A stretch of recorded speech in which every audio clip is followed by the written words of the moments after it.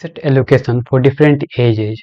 हम लोग बात करने वाले हैं आज जो अलग अलग डिफरेंट एज ग्रुप के पीपल हैं वो लोग कैसे इन्वेस्ट करें अपने एज ग्रुप के हिसाब से और किस तरीके का पोर्टफोलियो बिल्डअप करें जिनसे कि वो उनका पोर्टफोलियो मिनिमम रिस्क पे मैक्सिमम एफिशिएंसी के साथ काम कर सके। जो उनका रिटायरमेंट प्लानिंग हो या फिर जो भी उनका गोल हो वो प्रॉपरली अचीव हो और बहुत ही अच्छा कॉर्पस उनको एंड पर अचीव हो। तो चलिए हम लोग देखने वाले हैं कि पोर्टफोलियो हम लोग 20s में कैसा बनाएंगे, 30s में कैसा बनाएंगे और अगर कोई 50 में इन्वेस्ट करना स्टार्ट कर रहा है तो उसका पोर्टफोलियो हम लोग को कैसा नजर आएगा। और यहाँ पे बहुत सारे लोग तो रेगुलर इन्वेस्ट करते हैं बट फेल हो जाते हैं फिर भी, क्योंकि उनका जो एसेट एलोकेशन होता है वही गलत होता है। यहाँ पे राइट बैलेंस के साथ चलना है, ग्रोथ वर्सेस सेफ्टी दोनों का ध्यान रखना है और एज के साथ आपको स्ट्रैटेजी बनाना है।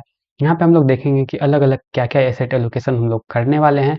इक्विटी में जो कि ग्रोथ ओरिएंटेड एसेट होगा, डेट में स्टेबिलिटी और इनकम होगा, गोल्ड में हेज और प्रोटेक्शन के लिए गोल्ड और प्लस सिल्वर भी यहाँ पे ऐड होगा। और कैश में हम लोग देखेंगे कुछ ऐसे कैश हम लोगों को रिजर्व में रखना चाहिए जब मार्केट में एक अचानक से अनसर्टेनिटी की वजह से या कुछ भी वॉर होता है उसके वजह से बड़ा सा ड्रॉप आता है तो उस कैश को हम लोग इन्वेस्ट कर सकें। यहाँ पे हम लोग देखेंगे कि क्यों एज मैटर करता है इन्वेस्टिंग में। अगर कोई भी यंग इन्वेस्टर्स है उसके पास बहुत ज़्यादा रिकवरी टाइम होता है, उसके पास टाइम बहुत ज़्यादा होता है जो कि बहुत ही ज़्यादा वैल्यूएबल है इन्वेस्टिंग की जर्नी में। और ओल्डर इन्वेस्टर के पास टाइम नहीं होता है लेकिन उनके पास पैसा ज़्यादा होता है, तो यहाँ पे उनके पास मार्जिन बहुत कम होता है कोई भी गलती करने का। और टाइम हॉरिजन डायरेक्टली डिसाइड होता है रिस्क एक्सपोजर से, और टाइम हॉरिजन डायरेक्टली डिसाइड करता है हमारा रिस्क एक्सपोजर, हम लोग कितना रिस्क लेने वाले हैं, कैसा हम लोग का रिस्क मैनेजमेंट होने वाला है और कैसा हम लोग का अप्रोच होने वाला है अपने इन्वेस्टिंग को लेकर के। यहाँ पे देखेंगे हम लोग कि ज़्यादा टाइम अगर आपके पास है तो आप ज़्यादा वॉलेटिलिटी को हैंडल कर सकते हैं जो कि आपके फेवर में अगर काम करता है तो आपको बहुत ही अच्छा रिजल्ट देखने को मिलने वाला है। एसेट एलोकेशन अगर आप 20s में हैं तो यहाँ पे ग्रोथ फेज में हम लोग को ज़्यादा ध्यान देना चाहिए, लॉन्ग टर्म वेल्थ क्रिएशन की जर्नी पे और लर्निंग पे ध्यान देना चाहिए। इक्विटी में 70 to 80% पोर्टफोलियो हम लोग एलोकेट कर सकते हैं अगर आप 20s में हैं, या फिर अर्ली 20s में है तो आप 90% तक पे दे सकते हैं इक्विटी में अपना एलोकेशन। और डेट में 10 to 20%, गोल्ड और कैश में हम लोग को 5 to 10% बहुत ही ज़्यादा हो गया यहाँ पे अर्ली फेज में। आपको कैश बिल्कुल भी नहीं रखना चाहिए अर्ली फेज में, मैक्सिमम से मैक्सिमम अमाउंट को इन्वेस्ट करना चाहिए। लेकिन यहाँ पे बात करें time is the biggest advantage.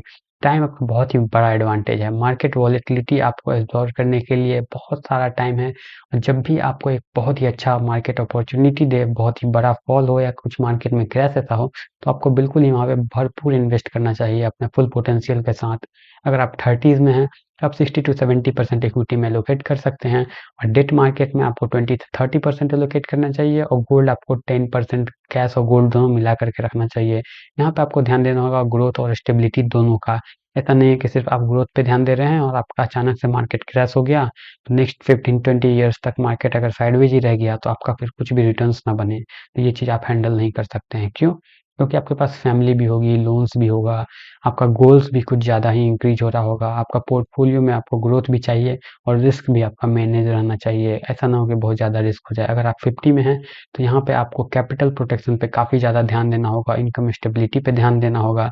आपको इक्विटी में भी इन्वेस्ट करना है तो डिविडेंड स्टॉक्स में इन्वेस्ट करना है, ब्लू चिप्स में इन्वेस्ट करना है, और डेट में 40 to 50% एलोकेशन रखना है। और गोल्ड और कैश में आपको मैक्सिमम तो मैक्सिमम 20 to 25% रख सकते हैं, लेकिन मिनिमम आपको 10% आपको गोल्ड प्लस कैश रिजर्व तो रखना ही होगा, क्योंकि आपको कभी भी कैश की ज़रूरत पड़ सकती है। और आप अगर लंबे समय के लिए यहाँ पे इन्वेस्ट भी करते हैं तो आप उस पैसे को एंजॉय नहीं कर पाएंगे अगर आप 50s में जाकर के इन्वेस्ट करते हैं लॉन्ग टर्म के लिए। तो यहाँ पे रिकवरी टाइम लिमिटेड होगा, क्योंकि अगर मार्केट लॉन्ग टर्म में हम लोगों को नीचे चला जाता है तो फिर वहाँ पे काफ़ी ज़्यादा वेट करना होगा और आपका टाइम बीतता हुआ चला जाएगा। यहाँ पे कैपिटल प्रोटेक्ट करना बहुत ही ज़्यादा इंपॉर्टेंट हो जाता है। रिटर्न्स को चेस करने के चक्कर में आप अपने कैपिटल को मत भूल जाइएगा, क्योंकि कैपिटल डूबने का बहुत बड़ा रिस्क होता है। तो यहाँ पे हम लोग बात करते हैं कॉमन एसेट एलोकेशन मिस्टेक्स क्या क्या करते हैं इन्वेस्टर्स। तो सेम पोर्टफोलियो बनाते हैं हर एक एज ग्रुप के लिए। जैसे जैसे आपका एज बढ़ता है, अगर आपने 20 अर्ली 20 30 में इन्वेस्ट कर दिया हो और अभी आप 50 में जा चुके हैं तो 50 में आपको अपने पोर्टफोलियो को फिर से रीएलोकेट करना होगा, रीबैलेंस करना होगा। कुछ फंड्स आपको कैश में रखने होंगे और कुछ फंड्स री इन्वेस्ट करने होंगे। ये सभी चीज़ों को देख करके आपको जैसे जैसे मैंने बताया पहले प्लान, उस हिसाब से आपको इन्वेस्ट करना होगा। आप अपने फाइनेंशियल एडवाइजर की भी सलाह ले सकते हैं, जो कि बहुत ही ज़्यादा बेस्ट डिसीजन होगा। आपको यहाँ पे इमोशनल डिसीजन से काफ़ी ज़्यादा दूर रहना है। रेगुलर पोर्टफोलियो को रीबैलेंस नहीं करना है।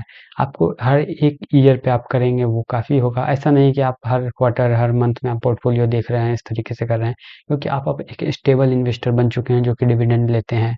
फिर आपका डेट मार्केट में ज़्यादा एलोकेशन है, तो आपको रेगुलर पोर्टफोलियो को रीबैलेंस करने का ज़रूरत नहीं है। और यहाँ पे आपको रिसेंट रिटर्न को चेज़ कर सकते हैं, क्योंकि आपका शॉर्ट टर्म ही रहेगा। अब जो भी इन्वेस्टमेंट होगा आपको बहुत ज़्यादा लॉन्ग टर्म नहीं होने वाला है। वहाँ पर आप अपना ज़्यादा दिमाग स्ट्रैटेजी पर ना लगा करके आप रिस्क कैपिटल को प्रोटेक्ट करने पे लगाएंगे तो ज़्यादा बेहतर होगा। और वन सिंपल रूल है, अगर आप यंग एज में हैं तो आप रिस्क कैलकुलेटेड लेंगे या थोड़ा सा ज़्यादा रिस्क में एक्सपोजर भी आप बढ़ा सकते हैं। लेकिन अगर आप मिडिल एज में जा चुके हैं तो आपका बैलेंस रिस्क होना चाहिए और स्टेबिलिटी पे भी आपका फोकस रहना चाहिए। अगर आप ओल्डर एज में जा चुके हैं तो आपका रिड्यूस हो जाना चाहिए रिस्क, और आप अपने कैपिटल को प्रोटेक्ट करने पे ज़्यादा ध्यान दीजिएगा। और जो एसेट एलोकेशन है वो सिर्फ मार्केट को बीट करने के लिए नहीं लगाते हैं। कभी कभी आप मार्केट से कम रिटर्न लेकर भी खुश होते हैं, लेकिन आप अपने कैपिटल को प्रोटेक्ट करने पे ज़्यादा ध्यान देते हैं, और आपका कंसिस्टेंसी इसमें बहुत ज़्यादा मैटर करता है। As you age your portfolio should mature with you. जैसे जैसे आपका एज बढ़ता है, आपका उम्र बढ़ते जाता है, वैसे वैसे आपके साथ साथ आपका पोर्टफोलियो भी मैच्योर हो जाता है। तो उम्मीद करते हैं ये वीडियो पसंद आया होगा। अगर पसंद आया तो इस वीडियो को लाइक कर दीजिए, चैनल को सब्सक्राइब करके बेल नोटिफिकेशन आइकन प्रेस कर दीजिए। धन्यवाद।